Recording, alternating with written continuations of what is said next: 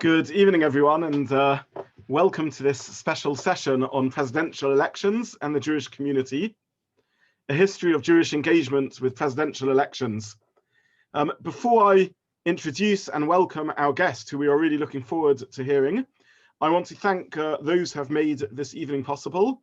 In particular, Judy Con, who heads our education committee, Chani Hirsch, who introduced us to our guest and suggested the program for this evening, and to Ben Thwaite, who first brought Dr. Tevi Troy to our attention. So thank you to all of them for making what I think will be a very fascinating and interesting evening possible. The format of the evening will be that our guest speaks for about a quarter of an hour, 20 minutes, followed by a chance for us to ask questions. We can use the normal Zoom features to ask questions. After Dr. Tevi Troy finishes speaking, you'll have the possibility of unmuting yourself, and you can also use the chat function to text any questions. You can do so to the group at large by using the chat function on Zoom to text questions to everyone, or you can just do so to me directly, and I will moderate the questions and ask them onwards. But without further ado, I do want to welcome Dr. Tevi Troy to this session for Yisrael. First of all, thank you so much for joining us. We are really interested to hear what you have to say and looking forward to this very interesting topic.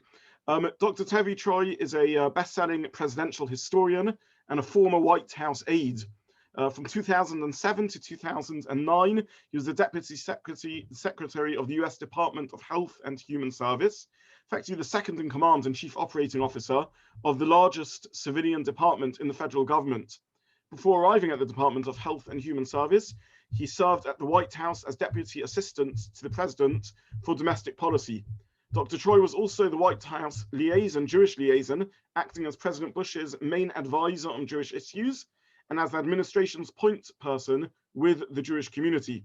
Dr. Troy is the author of 4 books, including one which I believe has just come out now, fairly recently, called The Fight House, Rivalries in the White House from Truman to Trump, and that lends its name to the theme of this evening. Dr. Troy's previous books were Intellectuals and the American Presidency, Shall We Wake the President, 2 Centuries of Disaster Management from the Oval Office, and the bestseller, The Jefferson Read, What Jefferson Read, Ike Watched, and Obama Tweeted, 200 Years of Popular Culture in the White House. He's also written numerous articles, some 250 published articles for the New York Times, the Wall Street Journal, the Washington Post, Commentary, JTA, Tablet, and many other papers. And Dr. Troy has affiliations with many other organizations, including serving as a member of the Board of Fellows of the Jewish Policy Center, board member to the Louis D. Brandeis Center for Human Rights, and he holds a PhD in American Civilization from the University of Texas. Dr. Troy is an observant Jew who lives in Maryland with his wife and 4 children, originally from Queens, New York. So we have here, ladies and gentlemen, a man with really a history of published works, interaction with politics at the highest level. And so without further ado, thank you so much, Dr. Troy, for joining us this evening. And I'm going to hand the floor over to you. Thank you. Thank you so much, Rabbi. Thank you for the very nice introduction. Thank you to Chani as well for helping to set this up. And of course, as you mentioned, to Ben for introducing me to all of you. One thing you did not mention in my introduction is that I'm a former London resident. I studied at the London School of Economics, and I lived in the Fitzroy Street flats for a while. So it's always, unfortunately, thanks to COVID, I've not been able to visit any place recently, but I would love to get to London back again soon sometime. The rabbi correctly noted that I do have a new book out called Fight House, Rivalries in the White House from Truman to Trump. And it's about fighting in the White House. Many of the fights, as we're going to talk about a little bit in my conversation, had to do with Jewish aides. Many of them had to do with Israel, which really probably isn't going to come up in today's conversation. But Chani assured me that you're a heavy book buying synagogue. So Fight House is a great read to get you through dark London fall and winter days. There's a lot of talk about the US presidential election in our press and in your press.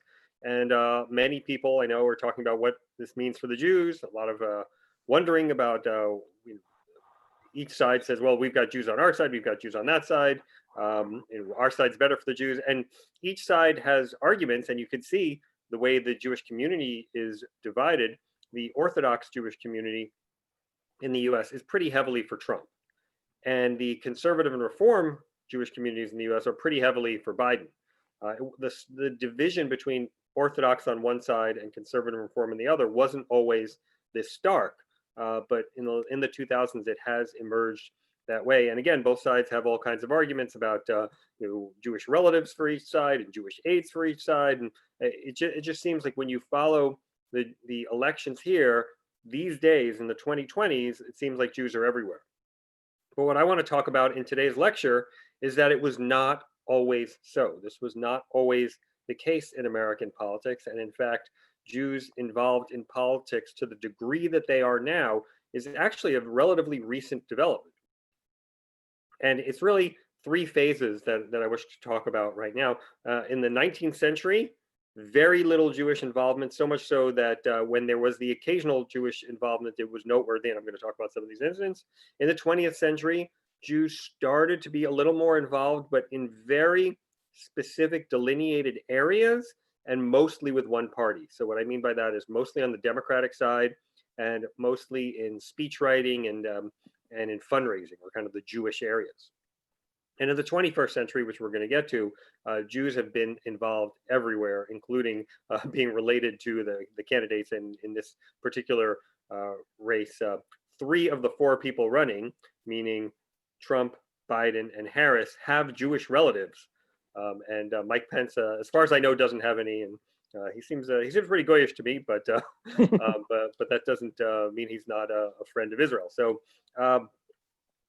that was not always the case. And I know you guys had Benjamin Disraeli, who's not technically Jewish, but having someone like that, a prime minister in the 19th century, is just not something that would have been likely in the US in the 19th century. So in the 19th century, it's true there were Jews here from the very beginning. In fact, 1654 was the origin of the Jewish presence in what is now, but was not always the United States of America. The Jews first came to the colonies in 1654.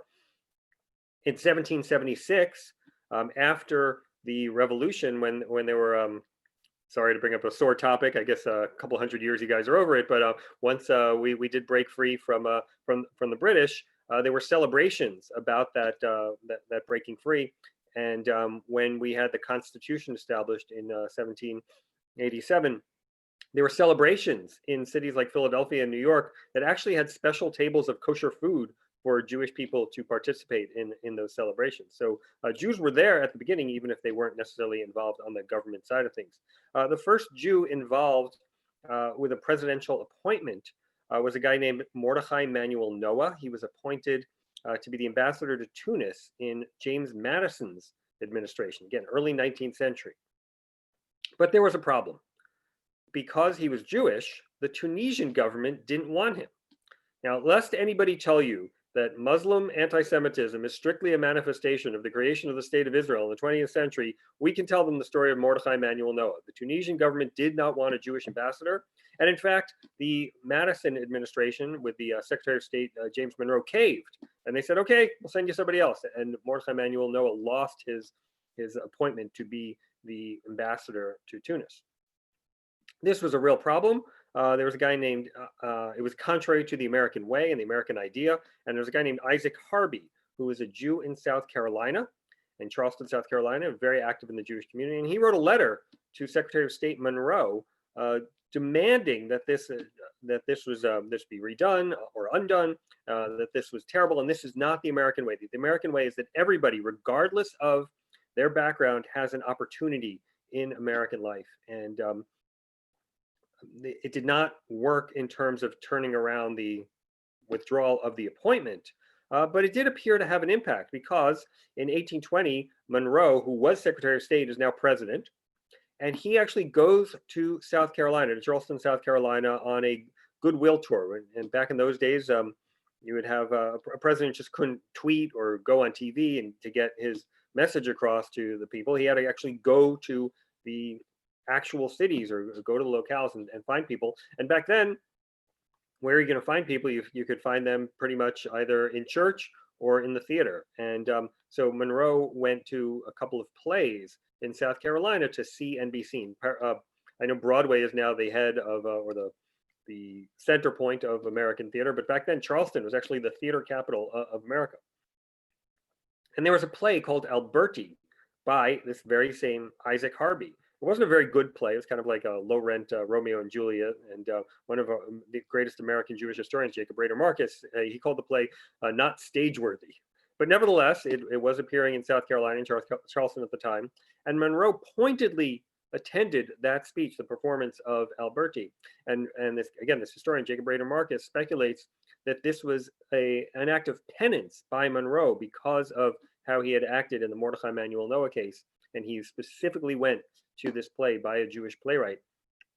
And in one of my earlier books, the one the rabbi talked about, what Jefferson read, Ike watched, and Obama tweeted, a book about the history of presidents in popular culture, I posit, and had a couple of historians, including a couple of American Jewish historians, back me up on this, that this was the first work of fiction by an American Jewish author that was seen by an American president. So kind of a milestone moment in American Jewish history that all came as a result of a failed presidential appointment that failed due to anti-Semitism on behalf of the host country, Tunis, which did not want to see a Jewish ambassador.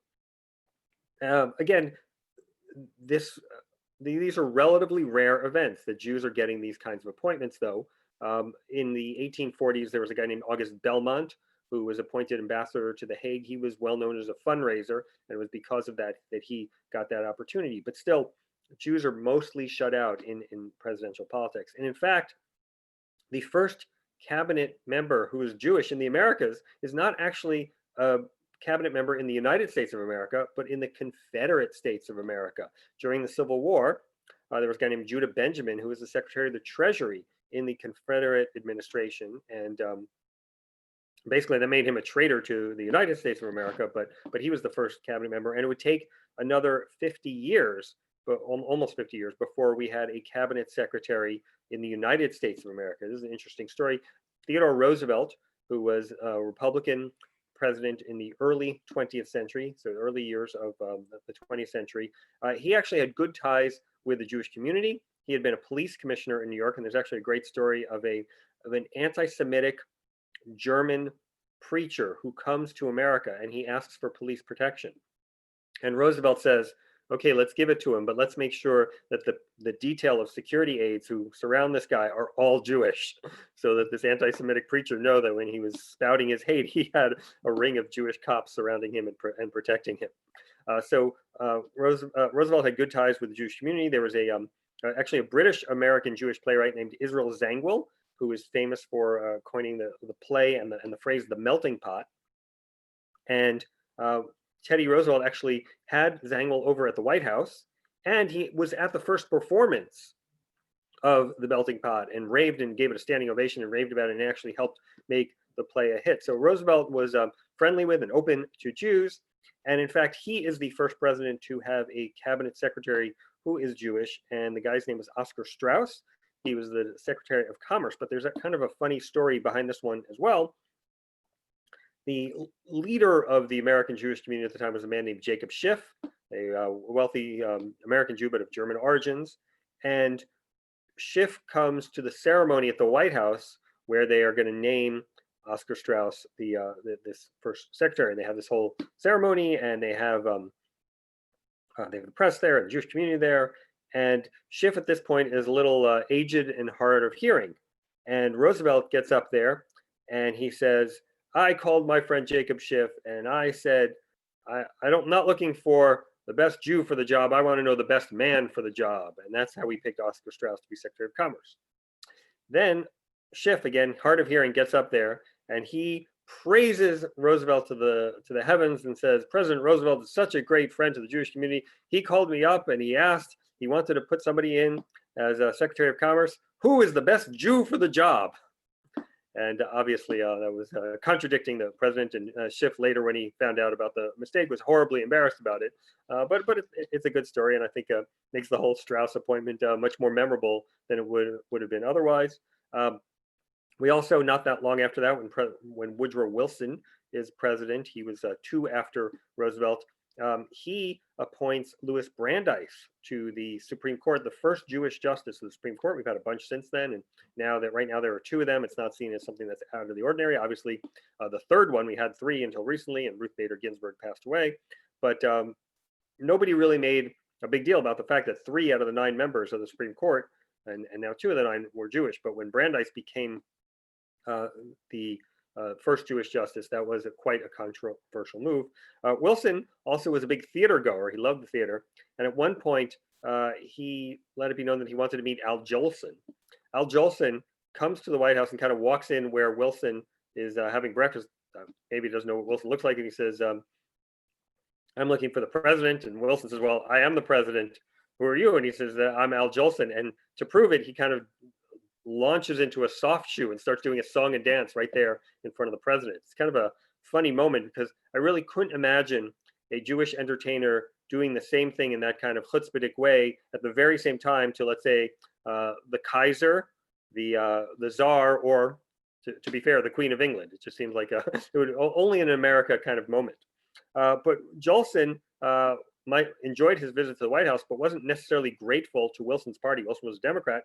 In 1920, Jolson comes up with a song called Harding, You're the Man for Us. And Harding is, in fact, the standard bearer of the Republican Party. So it's one of the first times when you have a Jewish entertainer campaigning for for an American presidential candidate. Obviously, as we all know, the entertainment community is quite active in campaigning these days. We'll talk a little bit about that, but the Jewish entertainers are not at all shy these days about campaigning for presidential candidates.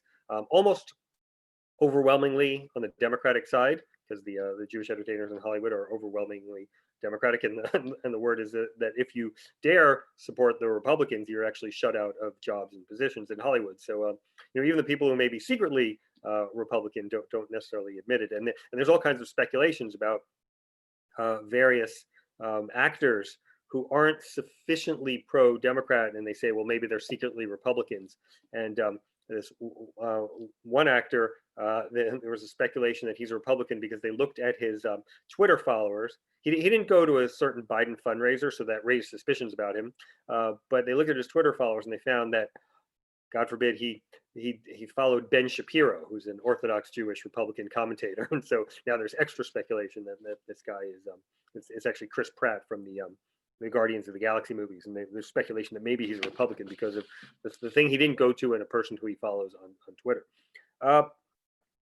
When Franklin Roosevelt becomes president, he also he comes from New York, so he also has a lot of ties with Jews, and he's got a guy named Sam Rosenman, who's a former judge, is one of his speechwriters, and then Henry Morgenthau, who's becomes his Secretary of the Treasury, and who's very involved what's known as the Morgenthau Plan, which is a plan to kind of devastate the post-Nazi, the German economy, to make sure that Germany doesn't rise again. And he was very affected by the Holocaust and wanted to make sure that Germany didn't come after us a third time. The Morgenthau Plan doesn't necessarily come to full fruition, but it was influential in American post-war thinking. Another president who had some Jewish aides around him, especially in his campaign, was John F. Kennedy. Kennedy was from Boston, also knew a lot of Jews, and 2 of his most prominent aides in 1960 are Jewish in terms of Ted Sorensen, who's a Jew from Nebraska. We don't have a lot of those, but Ted Sorensen is from Nebraska, and Arthur Schlesinger, half-Jewish guy from professor at Harvard. And it's a very interesting story here in that Schlesinger was a very well-known professor. He was a Pulitzer Prize winning author. He would later win a second Pulitzer Prize, but at the time he'd only won one. But he was kind of seen as a gadfly, or a guy who was fun to have around, but he wasn't actually integral to the campaign. He got a lot of ink and a lot of attention, but he wasn't really a central player in that campaign. Whereas Ted Sorensen, much less famous, but he was really a crucial aide to Kennedy at Kennedy's side. And so in the White House, Sorensen has a much more senior position, a much more important position. And in fact, some of the people around Sorensen mocked Schlesinger in the White House. They said that his office wasn't in the West Wing where Sorensen was, but he was in the East Wing where the First Lady and her aides were.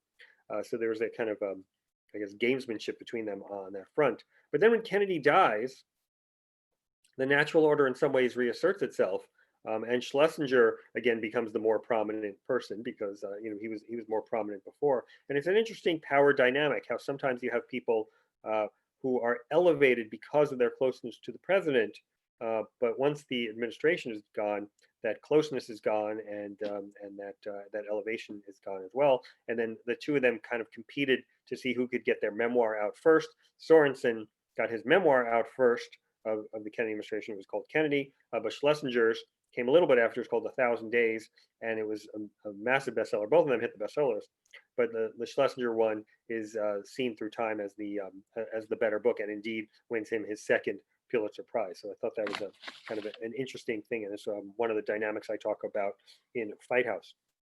Now, in the Nixon administration, Nixon is 2 after Kennedy. There's Lyndon Johnson between them, but Richard Nixon is president, and he appoints the first Jewish national security advisor. That's Henry Kissinger.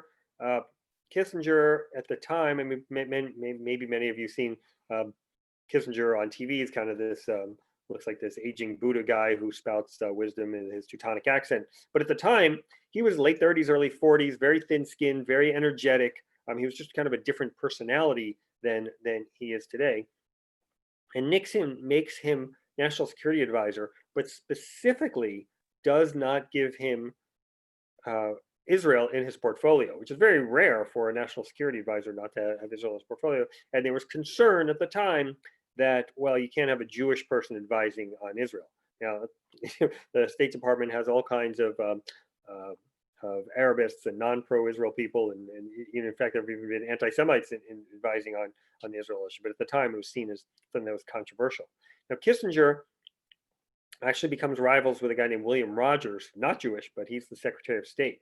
And Kissinger works tirelessly to undermine Rogers, and eventually does. And Kissinger, after a number of years, forces out Rogers, and Kissinger becomes the Secretary of State and National Security Advisor, the only person ever to do it.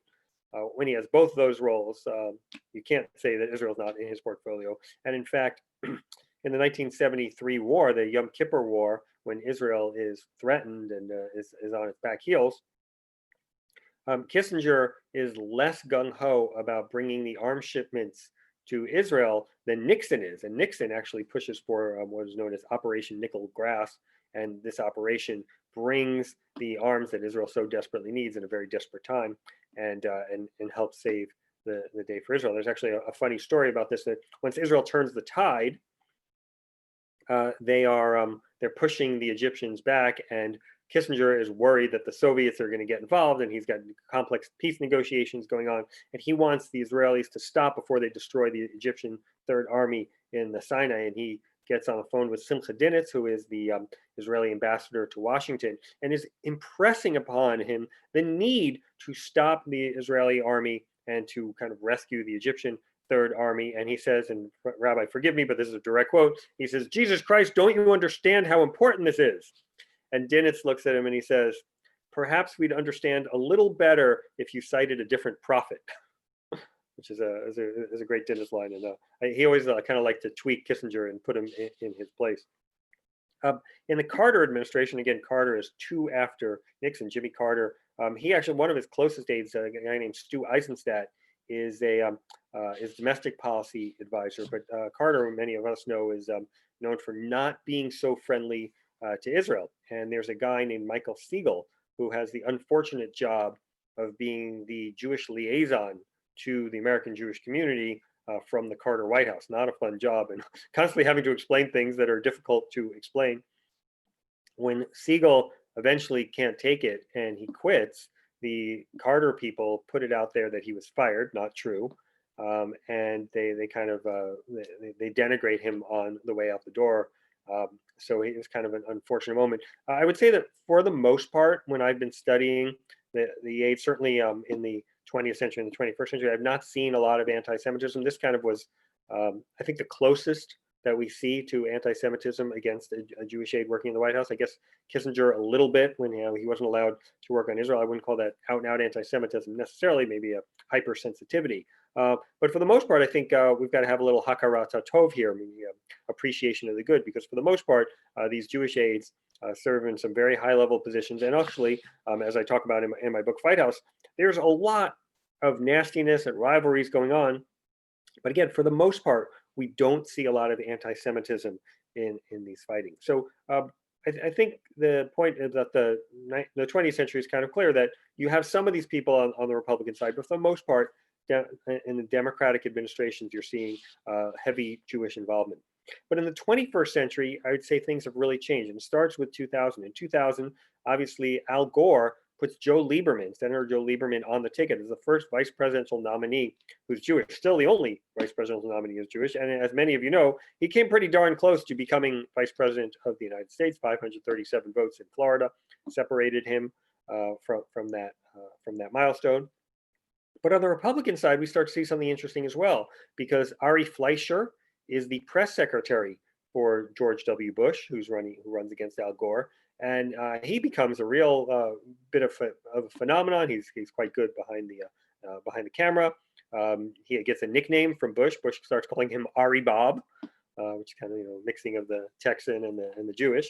And there are a lot of very prominent Jews in the Bush administration. If Gore had won, there probably would have been a lot of prominent Jews in the Gore administration. But Bush wins, and I think you really see in the first Bush administration the most Jewish Republican administration up to that point. And in fact, you have, for the second time only in history, a Jewish chief of staff named Josh Bolten, who's the second-term chief of staff.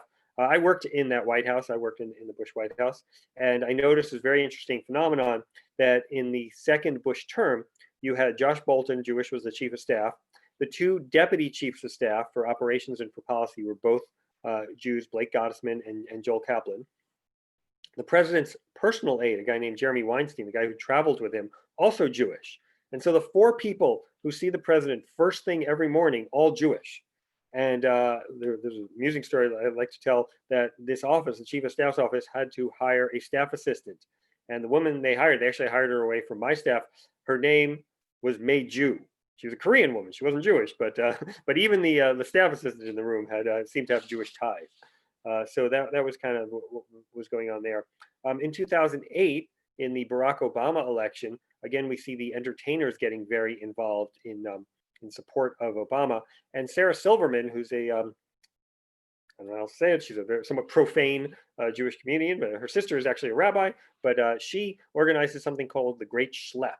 And she tries to convince all her Jewish friends in New York to schlep down to Florida and convince their older Jews there in Florida to vote for Obama, because the votes in Florida, because of our electoral college system, matter a great deal more than the votes in New York. New York was a blue state, always goes Democratic. When I say always, I mean pretty much since the Reagan administration. So that doesn't mean that it's never gone Republican. It can go Republican, but it hasn't gone in 20 plus years. And so New York is seen as a blue state. The votes don't matter there. But if you could convince your grandparents in Florida to vote Republican, to vote Democrat, well, that would really help Obama. And so not only does Obama win, but Obama's first chief of staff is Jewish. He's Rahm Emanuel, and he actually he even has his son's bar mitzvah in Jerusalem during the first Obama term, and that got some attention in the press. But Obama's chief strategist in that campaign, David Axelrod, Jewish, and then Obama had other Jewish chiefs of staff, including Jack Lew, who is a frum Jew, a Shabbat observant Jew, and he would talk about how Obama would know not to call him on Shabbat. So the chiefs of staff went from there's only one in the 20th century, and there have been at least three in the 21st century. So again, Jews involved up and down the campaign. By the time 2012 runs around, Mitt Romney is running against Barack Obama, and both candidates are heavily seeking Jewish support in the primaries, mostly in what's known as the money primary. You need to raise a lot of money to run for president, and there are some very important Jewish fundraisers on both sides of the aisle. Sheldon Adelson probably being the most important Republican Jewish fundraiser, and then you got George Soros, is a Democratic Jewish contributor. So, and there's this weird game that goes on that if people on the right criticize Soros, oh my gosh, it's anti-Semitic, and if people on the left criticize Adelson for giving money, oh my gosh, it's anti-Semitic. So, you can have partisan people criticizing people for being part of the other party without it necessarily being anti-Semitic. So while I myself am very sensitive to anti-Semitism and I'm happy to call it out wherever it appears, I think we also do need to make sure that we don't necessarily call it out. We don't call it out unnecessarily when it is not there. In 2016, suddenly you had an even more interesting race in that you have Donald Trump running against Hillary Clinton. This is obviously within most people's memory. And both of them have children who have married Jews. Kind of, again, not something that you would have seen 60 years ago, but both Hillary and Trump have children who married Jews. Trump has multiple children who married Jews. And actually, there's a little bit of a joke going around that what's the difference between Trump and his Reform Jewish critics? And the answer is Trump has Jewish grandchildren because the intermarriage rate in the Reform community is very high, and we're seeing a lot of I guess filtering out or assimilation in that third post-assimilation generation and post-intermarriage generation.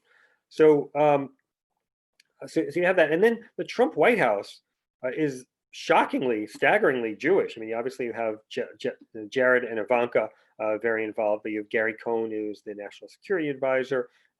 You've got campaign aides like Boris Epstein. I mean, you really have Jews up and down the Trump administration. I have visited the White House, both in the Obama. Since I left the Bush White House, I've visited the Obama White House. I've visited the Trump White House. So it's not a partisan thing, but in the times I visited the Trump White House, I have been struck by how many kippot I see floating around there,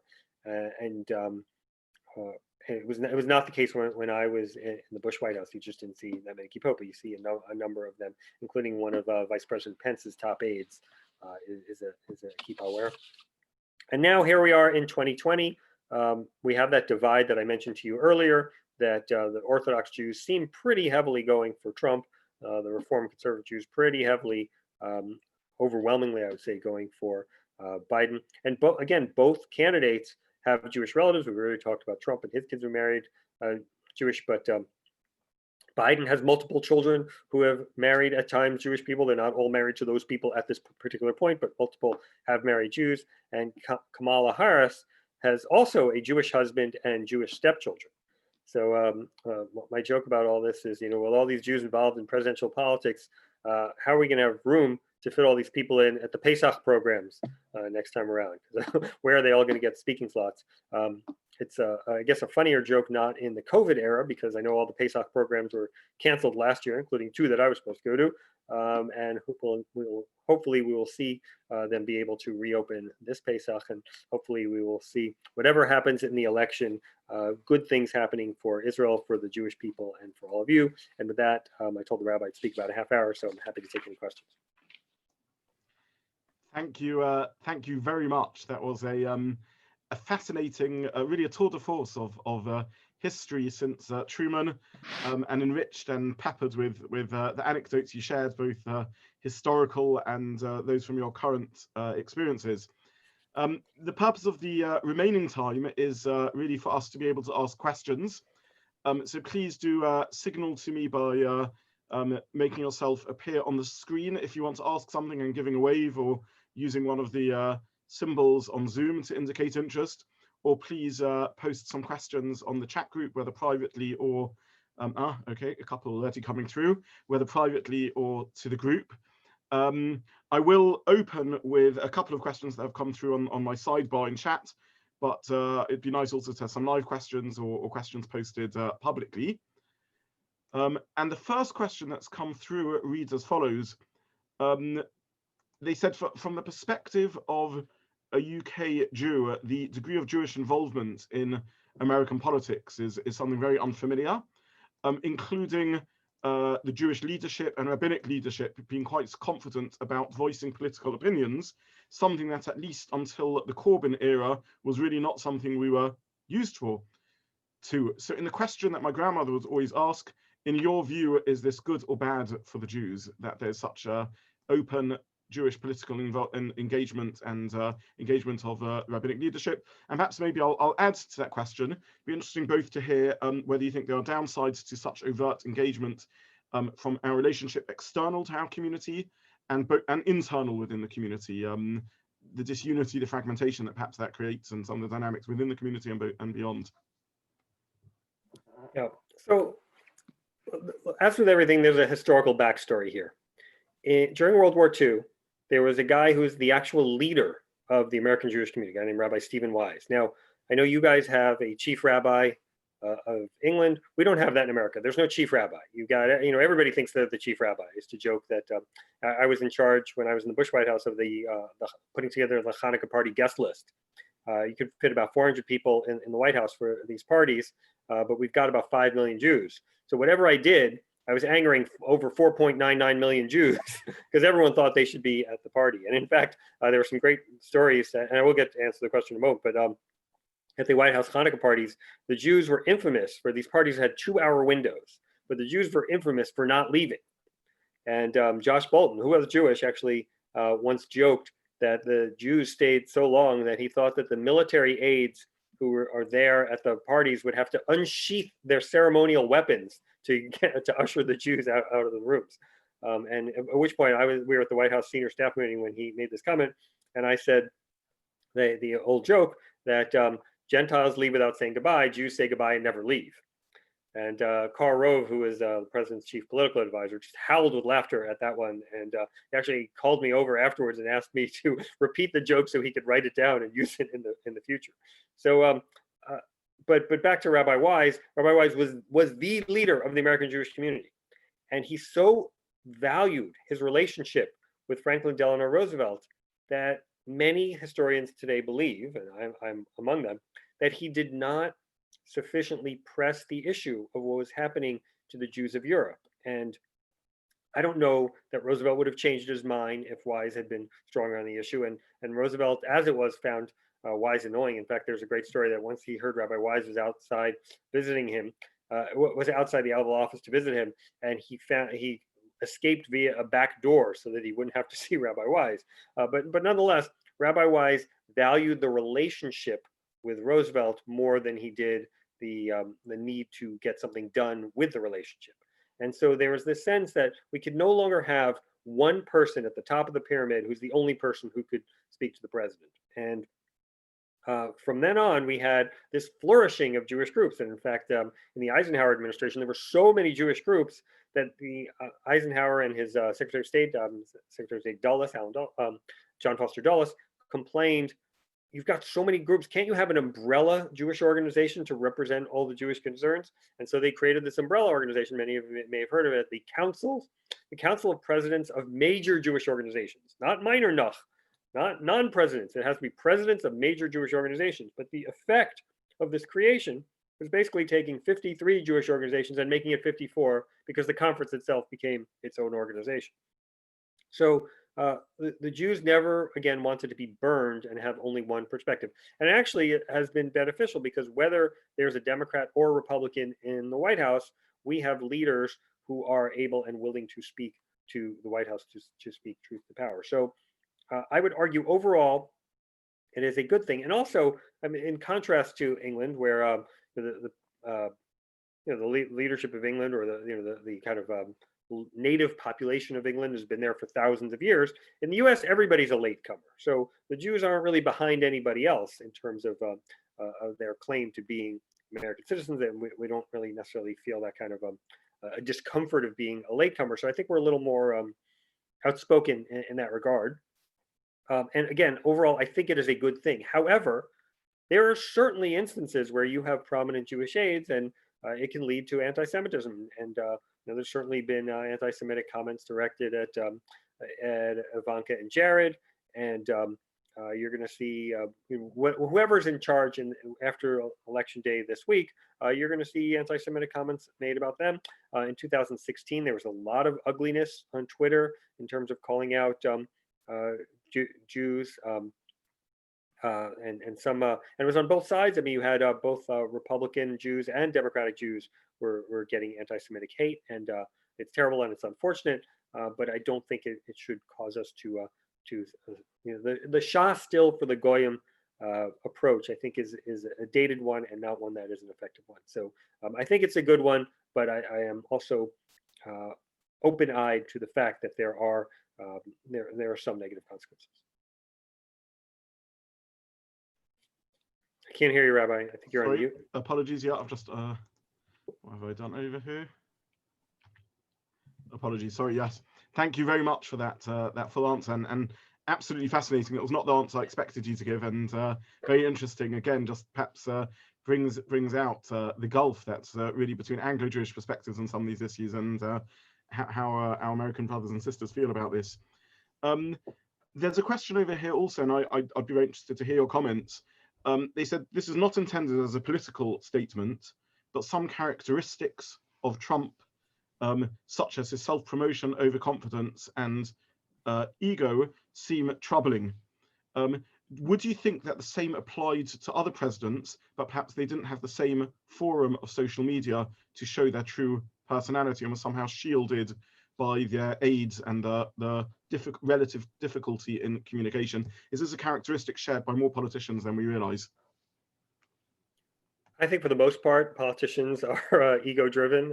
I think one of the reasons, I have this theory that one of the reasons you see so many politicians who have, shall we say, inappropriate extramarital relations is because there's this search for adulation. You need to be at the center of things, and I think that leads them to sometimes act out in a way that leads them to be successful in politics, but also leads them sometimes to act in inappropriate ways. So I think there's a lot of ego in the people who choose to run for office. I mean, you talked about the downsides to Jewish involvement for. I think there's downsides to running for president. I think you and your family are subjected to very negative comments. You can live a very happy, healthy life in America without ever running for office. And most people, or at least many people who run for office, actually, while they're running, take a financial hit for doing so. And they could, almost every president would be better off not being president, at least in the short term. I know some presidents have become very, very wealthy afterwards, including the Clintons and the Obamas, but it's not necessarily a path to wealth or even happiness. But people feel this need now. There's also possibility of they feel a need to try and help the country, right? They see that their views are the better ones, but there's definitely an ego aspect to it. In terms of Trump's kind of loud, maybe loudish approach, loud L-O-U-D and loutish L-O-U-T approach. I think a lot of the criticism of him is similar to what we heard about Andrew Jackson, who was a former general and a leader in the 19th century.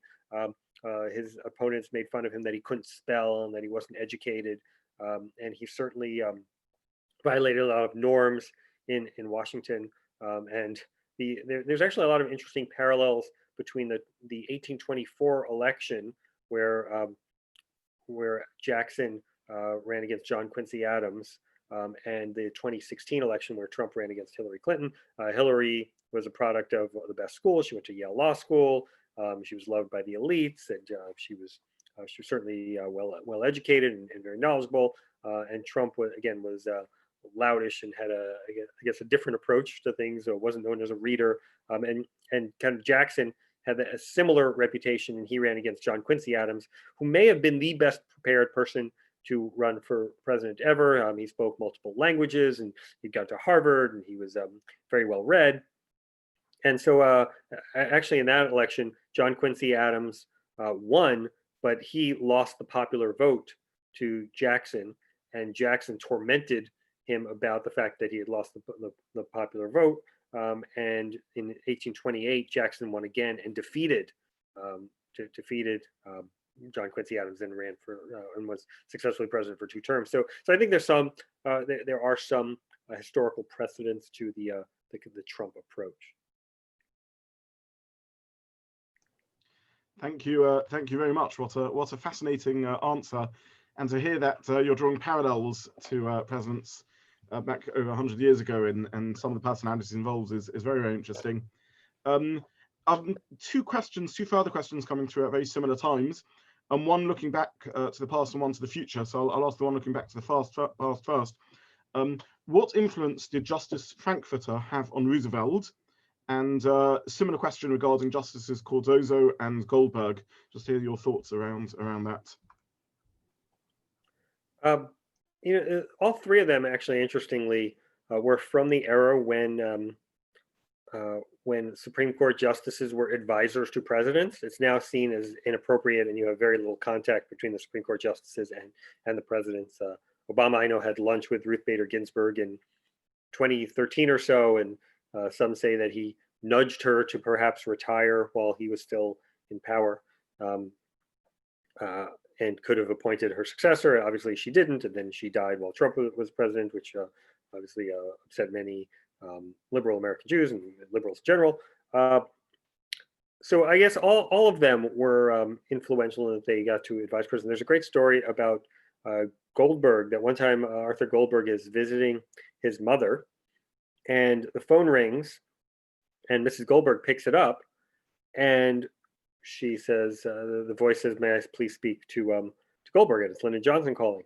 And she says, "Okay, who is this?" And he says, "This is your president." And she says, "President of which synagogue?" So, Mrs. Goldberg wasn't so impressed that he was getting those calls. I don't really want to speak to the specific advice that each one of them gave them, but again, they were of that different era when you had the Supreme Court justices who were advisors to presidents. And Goldberg is also interesting in that because he was such a close advisor to Johnson, Johnson actually half convinced, half browbeat him into giving up his Supreme Court seat to go take the job as UN ambassador to the U.S. ambassador to the United Nations, which I would argue is a less prestigious job than the Supreme Court justice. But if you're interested in the foreign policy side of things, then I guess there are some reasons to it. But Johnson really pressed Goldberg to give the job up, and Goldberg had this strange fantasy that he would convince Johnson of the correct path on Vietnam, and then he would win a Nobel Prize or be seen as the hero, and then maybe go back to the Supreme Court. It was not meant to be. You give up a Supreme Court seat, you don't usually get it back. And so, so let's just take Goldberg from the justice you asked about. As influential as he thought he was, he never attained the level of influence he wanted. Thank you very much. The questions are really coming in quite fast. I hope we have time to get through all of them. Someone asked, how do you explain the support for Trump amongst the Orthodox Jewish community, given his flirting with extreme groups, QAnon, Proud Boys, the Charlottesville protesters, and so on? Do you think that Trump's Israel policy basically forgives all else amongst Orthodox voters? No, I think the Israel policy is important. Trump did move the embassy to Jerusalem, which many presidents have said they were going to do and never did. The Abraham Accords, I think, are evidence of the success of the Trump approach, trying to recalibrate the Middle East policy away from just an obsession with the Palestinians to see what other larger alliances could be made there. I think both the Justice Department and the Department of Education have taken real serious steps on anti-Semitism in terms of combating it on campuses and doing a series of conferences on the problems of anti-Semitism. And I think the thing here that's really important for UK Jews to understand is that there's problematic anti-Semitism on the left and on the right. And I would argue that the leaders of each party are more indulgent of it than they should be. I don't think we have anything as problematic as Corbyn, right? I think Corbyn himself was an out-and-out anti-Semite, as opposed to not condemning the anti-Semitism that he sees on his flanks officially. He himself was anti-Semite. But so I think Jews on the right see the real danger as left-wing anti-Semitism, campus anti-Semitism, anti-Israel activism, and the Democratic Party does not do nearly enough to condemn that. At the same time, Jews on the left see all the problems as coming from QAnon and white nationalists in Charlottesville, and they feel that the people on the right don't do enough to condemn it. So I think when you have a situation where either side can make an argument that there's anti-Semitism on the flank that needs to be addressed further, that they kind of wash each other out, and then you go with your policy preferences. And in the Orthodox Jewish community, Israel is of paramount importance. And in the liberal, I guess the Reform and Conservative Jewish community in America, there was a point made by Bill Kristol many years ago, which is that liberal American Jews care more about abortion than they do about Israel. And Israel is just not their number one priority. And so I see what you're saying, what the questioner is saying about the kind of, I don't want to say winks to the right or insufficient condemnations of anti-Semitism to the right. But the people who are supportive of Trump look at what's going on the left. I don't know if this gets reported in the British papers, but in these BLM protests, these Black Lives Matter protests, and the Antifa protests, there is a lot of anti-Semitism in those protests. There was a Chabad was burned down in Delaware. Synagogues were defaced in Los Angeles. Recently, in the Philadelphia riots, there were 3 Orthodox Jews who came to participate, and the BLM protesters kind of surrounded them, started berating them. And they said, we're just here to, the Jewish kids said, we're here to show solidarity. And they said, we don't need your solidarity, and started pushing them and yelling at them and saying anti-Semitic slurs to them. And finally, the Jews kind of left. Fortunately, they weren't hurt. But there's definitely a lot of problematic stuff on the left that gets, I think, insufficiently covered by the US media, but also insufficiently condemned by the left. And again, regardless of who wins this election, I want to see them condemn anti-Semitism on both sides. And I was on recently one of these Zoom calls with Stu Eisenstadt, whom I mentioned earlier, who's a friend of mine, and I'm good friends with his son. And we were talking about this issue, and he said, and he's a Democrat, and I'm on the Republican side of things. He said, well, the anti-Semitism on the right is violent, whereas the anti-Semitism on the left is, is on college campuses and it's intellectual, it's not violent. And I really gave it to him. And I said, with respect, Stu, you cannot just condemn the anti-Semitism you see on the other side. You've got to condemn it on both sides. There's violence on both sides. There's problematic tendencies on both sides. And I think that as Jews, it's our obligation to condemn it wherever we see it.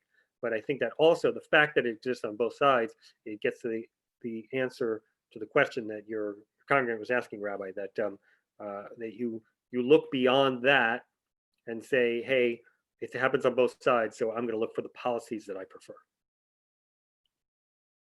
Thank you very much for that very interesting answer. Thank you.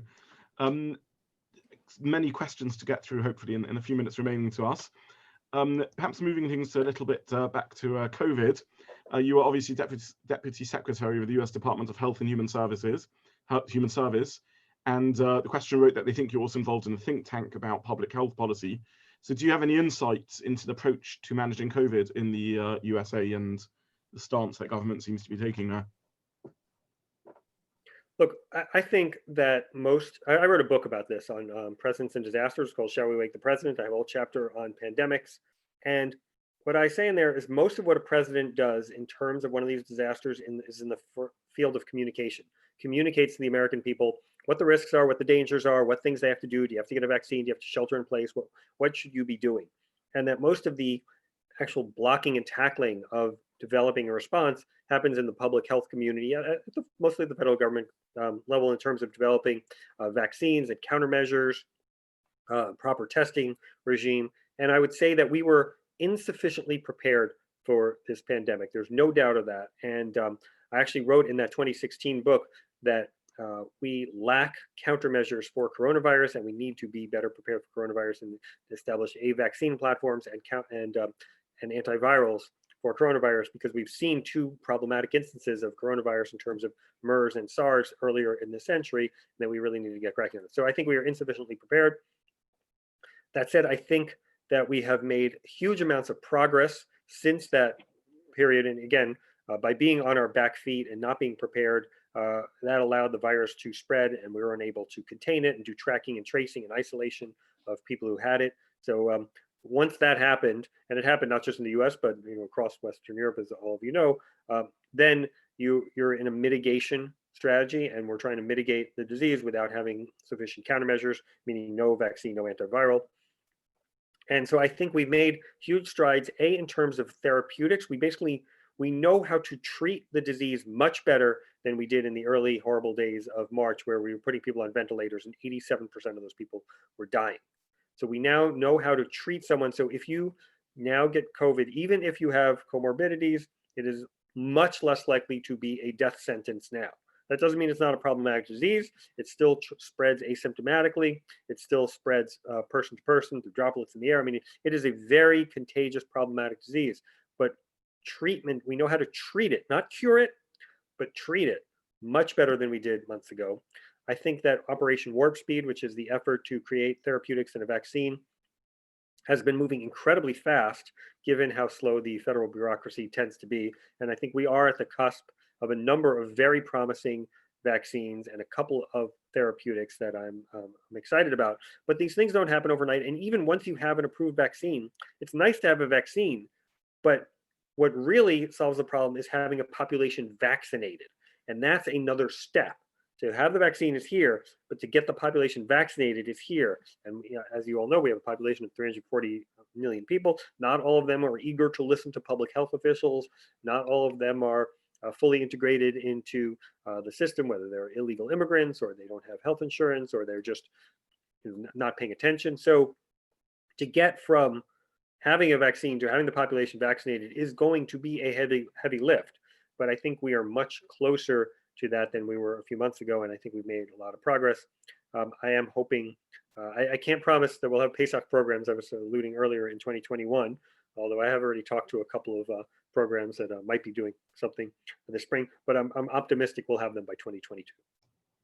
Thank you very much. We have just a few minutes remaining, and I'm going to try and smuggle in 2 questions under the guise of one before we need to conclude. Both casting an eye to the future, perhaps very different questions looking to the future. One is, do you think that AOC, Alexandria Ocasio-Cortez, will become president or vice president one day, or at least Democrats candidate for presidency? She's popular, charismatic, highly intelligent, would seem to have quite a difficult, problematic attitude towards Israel. Some of her statements, her refusal to participate in the recent Rabin commemoration and other such things. Do you think this is dangerous, something to worry about? And another question, again, with an eye to the future, is to what extent do you think Trump's Orthodox advisors and support has contributed to his unprecedentedly pro-Israel stance? And were Biden to win, given the different support base he has amongst the Jewish community, the more liberal support base, less pro-Israel, is it likely that Biden will be much less supportive of Israel because of this reason? So really 2 separate questions. One is what you think the future might bring with the Biden presidency and Israel, and the second thing is another very different Democrat leader, AOC, and where the future might be heading with her. All right, so first of all, yes, I am very worried about AOC. The fact that she would not go to a Rabin memorial spoke volumes. The people in her district, she lives in New York, so it's a Jewish district. I mean, not completely Jewish district, but there are a lot of Jews in her district. She will not meet with Jewish groups. She has been, want to talk about people who won't condemn anti-Semitism on their side. I mean, she is paradigmatic example. Now, I've not seen anything anti-Semitic that she has said herself. So we're not quite in Corbynism, but I think she's a dangerous enabler of anti-Semitism. And I hope that she does not get those positions that you mentioned of president someday. And there's also talk about her challenging Chuck Schumer, who is the Senate minority leader right now, Jewish guy from New York, who's pro-Israel, and generally I would say a mensch. And she might challenge him in a primary. And I'm worried about that. So I'm not an AOC fan, but I agree with the positive adjectives that she is attractive and charismatic and intelligent and very good at getting attention. So she is someone who scares me and worries me. On the Trump's Orthodox advisors, look, everyone's got to understand this. The reason that Trump is pro-Israel is not because of the relatively few Orthodox Jewish votes in America. There are about 5 million Jews in America. 10% of the Jewish community is Orthodox. So that means there's maybe 500,000 Jews or Orthodox in America, maybe.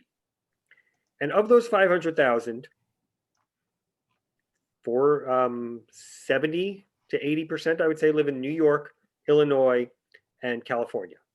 Another bunch live in Florida, obviously, and some live in Pennsylvania. But the vast majority of Orthodox Jews in America live in states that are not relevant to a Republican president because they will never vote Republican. Illinois, California, New York are never going to vote for, not never, but in the immediate future are not going to be voting for a Republican president. So Trump is not out there being pro-Israel because of Orthodox Jewish support. It doesn't hurt, and there are some Orthodox Jewish advisors, as you said, but one reason that Trump is so pro-Israel is that Israel is one of the few unifying features in the Republican Party. If you tell me what Republicans stand for, under Reagan, it was kind of easy to tell you. Now, the Republican Party is much more divided. Now, I know that most of them support Trump right now, but Trump himself is unpredictable, I would say, on the issue set. So the fact that Israel is kind of a unifying issue among Republicans, and especially among evangelical Christians, I think is much more behind why Trump is supportive of Israel than any Orthodox Jewish support. And secondly, it also fits in with the kind of conservative geostrategic approach, which is back your friends, try and advance democracy, and Israel is, from the Republican point of view, Israel is a like-minded democracy in an unfriendly neighborhood. Whereas on the Democratic side, and this isn't all Democrats because there's a split among Democrats, but among the AOC crowd and among the other people of the so-called squad, Rashida Tlaib and Ilhan Omar, Israel is seen as an oppressive colonizer. And that's why the Democrats are much more split on Israel and much more inclined to be negative if you look at their constituents. Whereas if you look at Republican constituents, they're much more, again, Jews aside, much more likely to be pro-Israel. And so it's a form of constituent service within each party. Now, in terms of Biden, certainly does not have an anti-Israel record. I think he's been in favor of pressing Israel into making concessions more than I would favor myself, but generally has been friendly towards Israel, and I would hope that would continue in a Biden administration. A lot of the usual suspects will be back in a Biden administration, many of whom advised Obama and Clinton. I would say Clinton was more friendly to Israel than Obama was. I had some real problems with Obama's foreign policy on Israel. But I think part of the problem with Obama's foreign policy on Israel was Obama himself. I don't think it was because of necessarily of his advisors. His most problematic advisor, I would guess, was Ben Rhodes, actually half Jewish, but so critical of Israel that his nickname within the White House was Hamas. And so anti-Israel himself that he was willing to put that in his own memoir that his nickname was Hamas. I mean, if Chas v'Shalom, my nickname were Hamas, I would never put it in my own memoir. I wouldn't want people to know it, but this guy actually let people know in his memoir that his nickname was Hamas. So I don't see the Biden administration being that problematic, but we don't know. You never know before an administration starts. And I hope if they win the election, we would get a fairer shake than you would get from Israel on the AOC side of the party. And that's what it looks like to me right now. But again, we don't know. And I doubt, whatever it is, I doubt it will be as friendly towards Israel as the Trump administration foreign policy has been. Thank you very much, Dr. Troy. Thank you for a fascinating, truly fascinating evening. I speak for myself, but I'm sure I speak for all of us when I say I learned so much this evening about presidential elections and the Jewish community, about the history of Jewish engagement with presidential elections, so much insight, both historically and about the current situation. Your book, The White House, Rivalries in the White House, From Truman to Trump, I think many of us here in this audience are going to be getting straight onto Amazon to try and get hold of it. Sounds really, really interesting. So thank you again for joining us, and thank you to Julie, Chani, and Ben Thwaite for making this evening possible. Have a good evening, and we really, on behalf of all at Yisrael, thank you and appreciate the effort and thought you put into it and the opportunity you gave us to hear you. Thank you. Good night. Thank you. Thank you, Laila Tov. Thank you. Thank you. Laila Tov. Thank you, Tevi.